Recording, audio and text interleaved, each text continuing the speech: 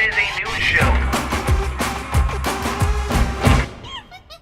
Sup Nation, hope you are having an awesome Monday. My name, of course, is Philip DeFranco, and this is where I talk about news type stuff and things that matter to me today. And a quick note before we get started, I just released a 79-minute special called DeFranco Loves That Ass. Rather than going through iTunes and the already established people, we were like, hey, let's just put it out for $5, take profits from said $5, and then let's start doing more of these DeFranco Loves and DeFranco Does, and we'll see how many faces from the nation we can love in person. So if you can and you want to grab that for $5, link to that down below. If you are a broke-ass kid, I'll be releasing pieces of this for the next 1 to 2 months. I posted the first one yesterday. And Nation, the first thing I want to talk about today is a story that broke out of New York about a guy in a Range Rover that ran over a bunch of bikers. There was a video on LiveLeak, the story broke later on the Daily Mail, and it sounded like someone had died. And I thought to myself, yeah, let's talk about this story because the guy in the Range Rover probably some rich prick that just killed someone. Then I watched the video and I was like, oh yeah, if I was the guy in the Range Rover, I'd probably do the same thing. What happens in the video is about 100 plus bikers have taken over the highway, and it looked like someone tried to brake check this Land Rover. Turns out the person in the Land Rover, some like 30-year-old guy, he has his wife and his small child in the car. He accidentally rear ends this guy. The entire pack of bikers stop. People start approaching and threatening him. So, I don't know about you, I'm not the best at talking my way out of 100 biker fights. He plows through said bikers, because I don't know about you, when I'm thrown into a corner and like my wife and my child are at risk, you, to me, cease being a human being and become a speed bump. But the story later came out that whoever posted the video was wrong. In fact, none of the bikers were reported injured. Their bikes, on the other hand, were not, because despite the Land Rover being overpriced, it still beats a smaller vehicle. This chase continues for about 3 minutes. He stops, then someone decides to try and open the door. He peels off, he hits another motorcycle. You see the guy in the motorcycle did not get injured. Then the guy later in the Land Rover gets stuck in traffic, and the video cuts off right as they're about to start beating this man. And the police said, contrary to online comments, none of the bikers were injured. And here's my thing, at the end of the day, I do not want to actively hurt other people. But if you threaten myself and my family,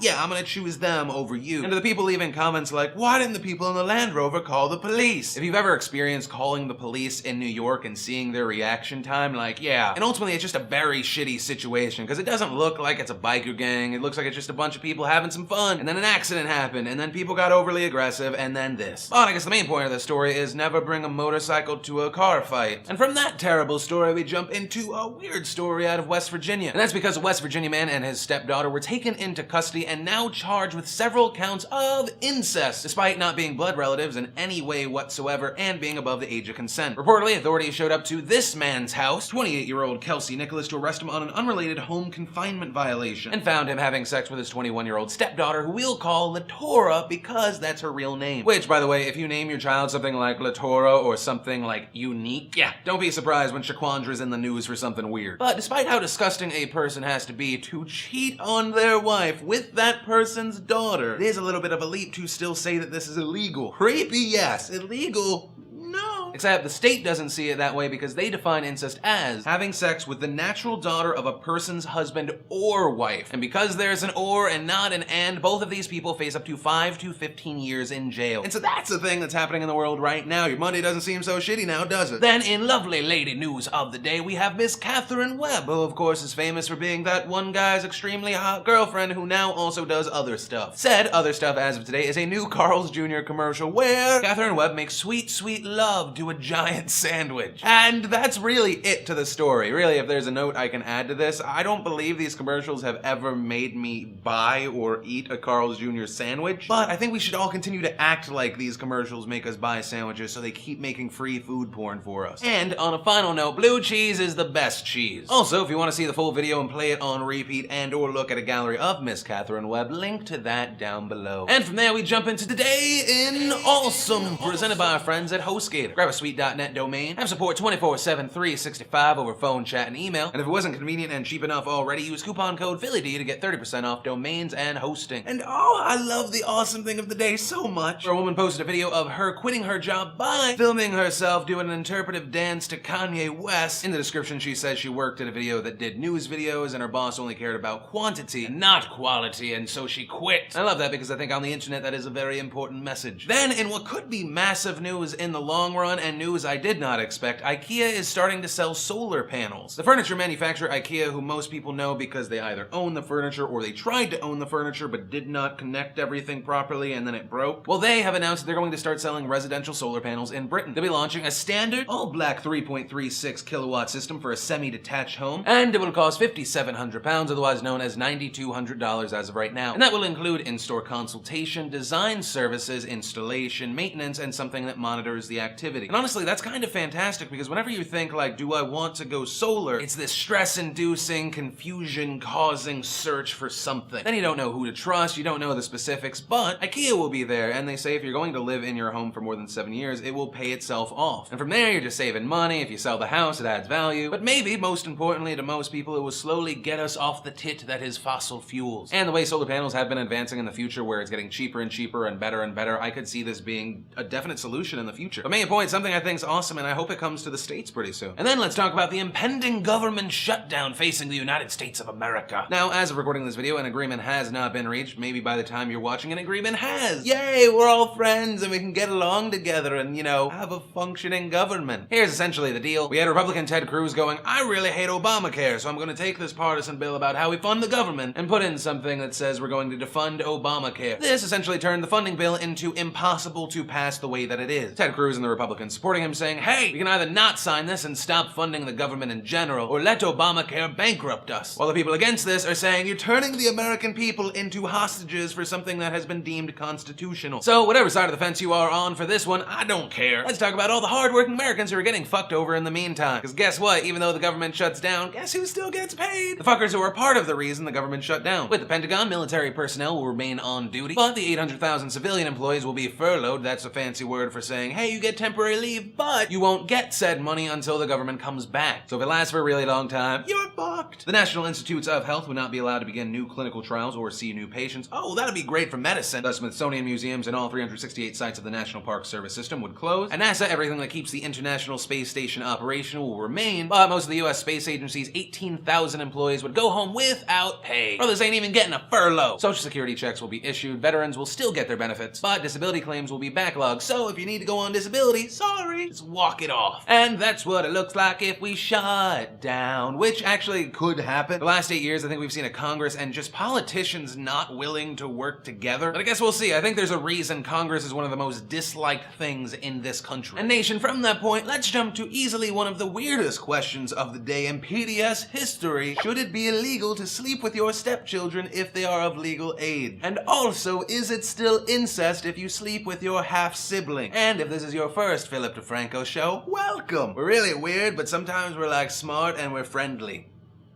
Ish. Remember to possibly be pelted with a $100 Amazon gift card. Leave a comment down below, maybe while you're at it. Hit the like button, favorite, subscribe. Thanks again to the sponsor of today's show, HostGator.com. Use coupon code PhillyD for 30% off domains and hosting. But, of course, as always, my name's Philip DeFranco. You've just been filled in. I love your faces, and I'll see you tomorrow.